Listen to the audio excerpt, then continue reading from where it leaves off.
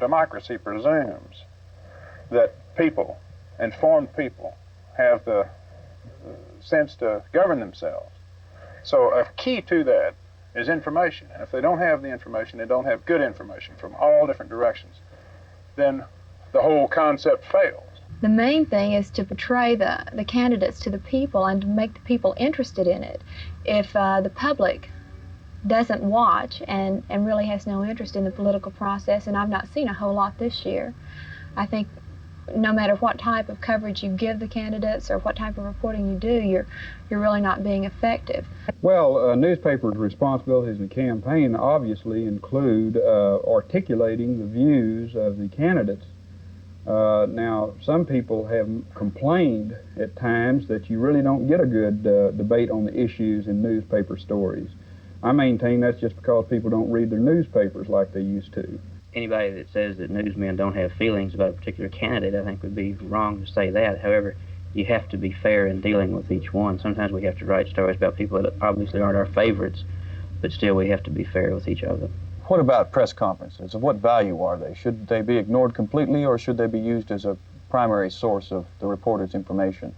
It's a judgment call. Sometimes you need to go to the press conferences. Other times, like John Tower took a 3-day tour around Texas, and he stood up in 18 different cities, and this is primarily geared for television. Well, this year, 6 years ago, we reported it sort of as if it were a news event, and in our traditional form of John Tower said here today that thus and so.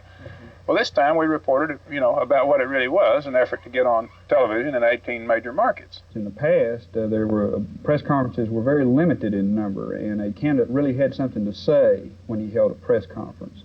Now then, it seems candidates are holding press conferences at every turn, every stop they make. We try to keep enough men there available to cover all the races and cover all the press conferences. Does the candidate control what you can get? And yeah, he does, to a degree. You can go to a news conference, but I've never seen a written law that says you have to comply with any of the guidelines they sit down. If they want to talk about defense spending, you don't have to show that. That may be a great issue for them. I think you ought to go prepared to ask them the most embarrassing questions you can and try to put them on the spot. We realize that a press conference generally is a relatively contrived event. This is something where a candidate is trying to get his name and his opinions and so on radio and television and the newspapers. And they're designed primarily for the electronic media. Well, a newspaper, we need to relay information to our readers about what the guy is doing, what he's about, not necessarily to show them his face, because we can't do that. So we've adopted the policy this year of saying, tell us what the press conference is about, and then we'll decide whether we need to cover it. I would say that most newsmen, at least most of them that I know, think that they're a big bore and a big waste of time. There's generally never or rarely ever does anything new come out of a press conference. What individual role do you see emerging for television and newspapers as the media continue to proliferate? I think television as a medium is more adept at doing some kinds of things than others. A good example, newspapers have a lot of space, a lot of room, and they have a format in which you can lay out logical sequences so that lining up candidates and how they stand on various issues is more easily done in print. Television, on the other hand, has a great capability to help you feel something of the personality of the man, how he reacts, what his chemistry is. So I think that television has as its primary role to focus on the people who are running for office and help voters, viewers, understand what kind of guy is this? How does he react to things? Do I like him or don't I like him? I think that perhaps in covering political rallies or whatever, we can capture the excitement of the rally, whereas newspaper can't do that. George McGovern comes to Dallas, you'll get 2 minutes of him, 2.5, maybe 5, on your 30-minute or 60-minute evening news show. Mm-hmm. How much can a guy say in 5 minutes? Not that much. We can give some details and talk about other things that happened peripheral to his visit, that these leaders were there and these leaders weren't, and so on, that people may be interested in.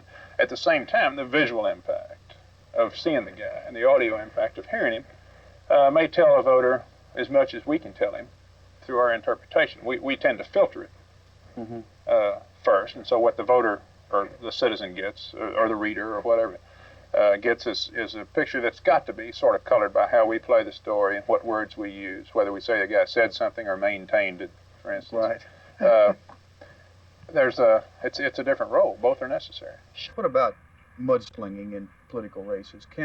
As opposed to pure issue talk or pure ideology, can mudslinging or should mudslinging be ignored by the news media?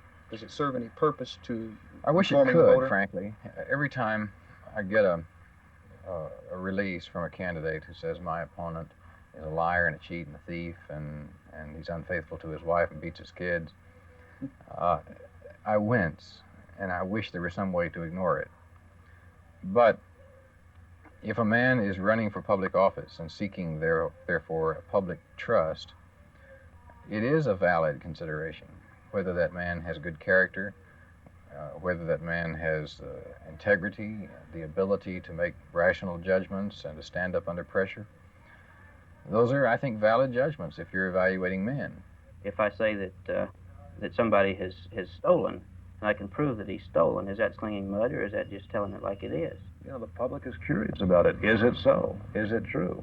And yeah, I think we should cover it. I think we should definitely cover mudslinging and then cover the other side, give the other candidate a chance to answer. Did you indeed do so and so? Well, it depends on what the mud is that's being slung. That if you say a guy has gone bankrupt 20 times and he's found to have been bigamous, that he's been married to 4 women simultaneously, and that